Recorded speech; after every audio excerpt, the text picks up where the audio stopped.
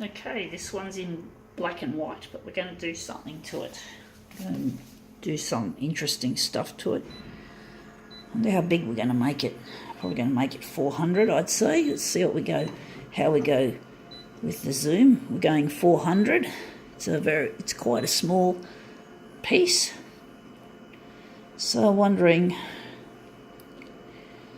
I'm going to do with it. So going here, starting with this time, saturation. Contrast, we're going only a fair bit. Going all the way light. Sharpen it. And blast up the colours. Going with the black as well. So let's see how we go. Right, now we can get our original out.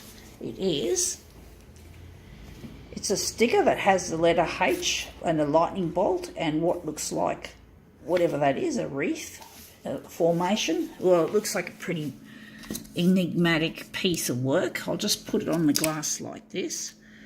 It looks very strange. I don't know what the H stands for, but there's a lot of stickers that you find in public places that don't seem to make much real sense sometimes. Funny little pictures and shit like that. But they're really good pieces for demos. So let's see how we go. So let's see how this looks. Okay, well that looks interesting. Still, I didn't stretch it as much as I wanted to, so I'm wondering if we're gonna try again. You can just see a bit of the colour breaking up.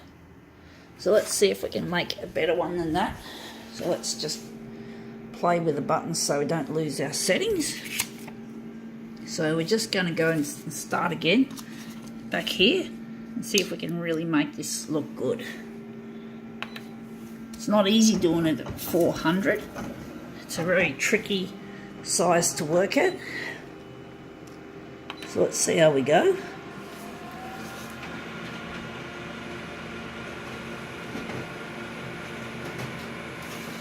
Okay, let's see if we've made this a bit more twisty. Yeah, that looks a lot more interesting. You can't recognise it there, but you can see that looks nice. So I'm wondering if that's going to be a mirror. So I'm wondering if we're going to take this and just throw it on the rubbish pile. We should take the paper out if we can, and then take the sticker off, and then put paper in the recycle and the sticker in the bin. So let's see how we go. We're just going to set it here, and I'm wondering what's going to be the centre. I think in this case that might make a good centrepiece, this. So we're just going to put it on the glass like so, and let's see how we go about it. So we're just going to take it off the 400. So this will be a funny one to work with. So we're just going here, and we're just going to set our copy density in the middle. So I'm wondering, what else can we do? We're just going to call it okay. I'm just wondering. I'm just going to go here. It's probably going to curl heaps because of all that heavy toner. I do tend to pack the toner on real thick. Now it's stabilising image. Konica Minolta.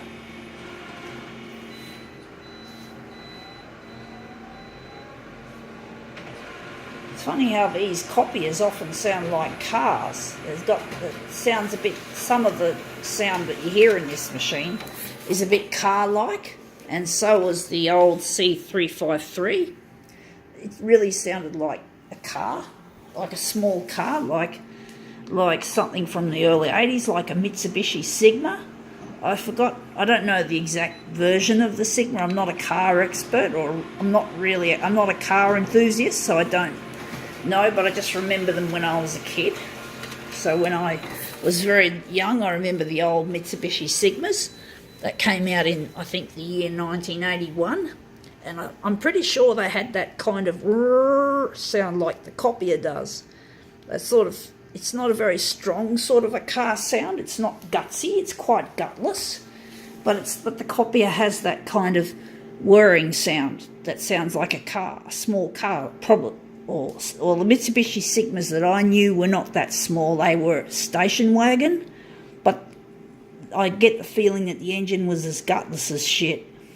I'm pretty sure it would have been. I'm not sure, but I'm not 100% sure. It was a long, long time ago.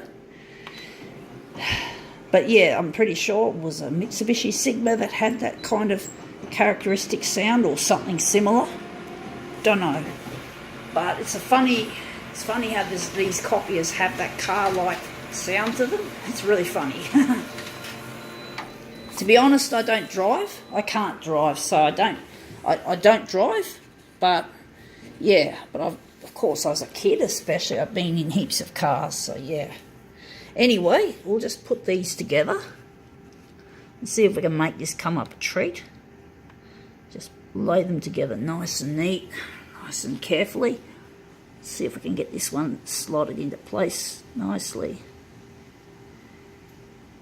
Okay, I think we've done that well. That looks really interesting. That looks like they look like H's, but bent H's. So yeah, that's an interesting looking piece. I think we can now call it quits.